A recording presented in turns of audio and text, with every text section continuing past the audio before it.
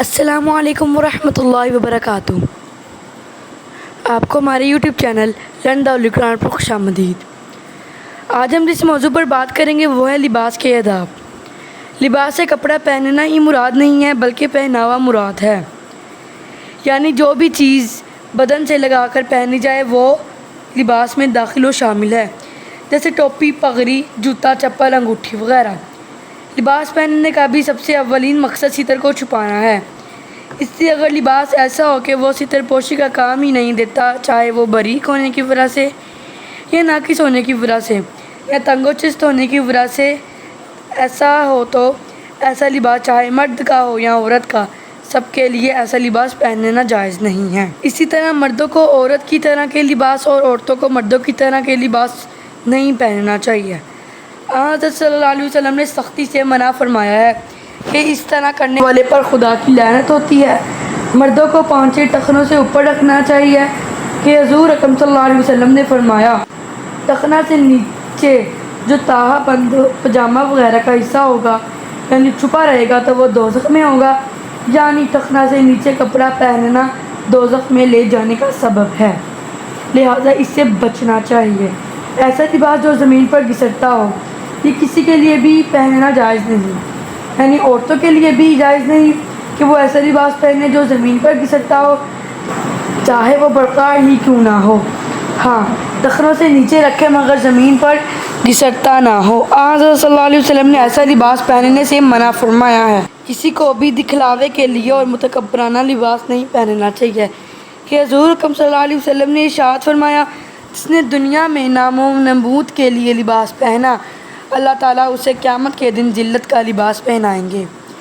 مردوں کے لیے پسندیدہ لباس سفید رنگ کا ہے، اس کے علاوہ دوسرے رنگ کے لباس بھی پہن سکتے ہیں، مگر مکمل خالص سرخرو اور زرد اورنج رنگ کا لباس پہننا ناپسندیدہ ہے۔ خالص ریشمی لباس پہننا مردوں کے لیے ناجائز و حرام ہے، البتہ عورتوں کے لیے بالکل جائز ہے۔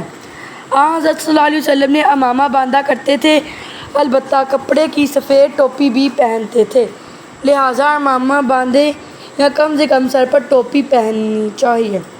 اپنی حیثیت کے مطابق کپڑے پہننا چاہیے۔ اگر اللہ تعالیٰ نے مال میں وسعت دی ہے تو اچھا لباس پہننا چاہیے۔ اس کے علاوہ دوسرے رنگ کے لباس بھی پہن سکتے ہیں، مگر مکمل خالص سرخرو اور زرد اورنج رنگ کا لباس پہننا ناپسندیدہ ہے۔ خالص ریشمی لباس پہننا مردوں کے لیے ناجائز و حرام ہے، البتہ عورتوں کے لیے بالکل جائز ہے۔ حضرت صلی اللہ علیہ وسلم نے عمامہ باندھا کرتے تھے، البتہ کپڑے کی سفید ٹوپی بھی پہنتے تھے، لہٰذا عمامہ باندھے یا کم سے کم سر پر ٹوپی پہننی چاہیے۔ اپنی حیثیت کے مطابق کپڑے پہننا چاہیے۔ اگر اللہ تعالیٰ نے مال میں وسعت دی ہے تو اچھا لباس پہننا چاہیے، مگر فخر اور غرور کے طور پر نہیں، بلکہ اللہ تعالیٰ کا شکر ادا کرتے ہوئے وسعت کے باوجود ایسا لباس پہننا جس سے غربت اور مفلسی ظاہر ہو، یہ کنجوسی اور اللہ تعالیٰ کی ناشکری ہے۔ اسی طرح اگر انسان اپنی حیثیت سے زیادہ مہنگا لباس پہنتا ہے تو وہ لوگوں کو لباس کے ذریعے دھوکہ دیتا ہے، مال کے بے خرچی کا گناہ بھی ملے گا اور ریاکاری اور دکھلاوا بھی ہے، لہٰذا اپنی حیثیت کے مطابق لباس پہننا چاہیے۔ جب بھی کپڑے پہنے تو سنت یہ ہے کہ دائیں طرف سے شروع کریں۔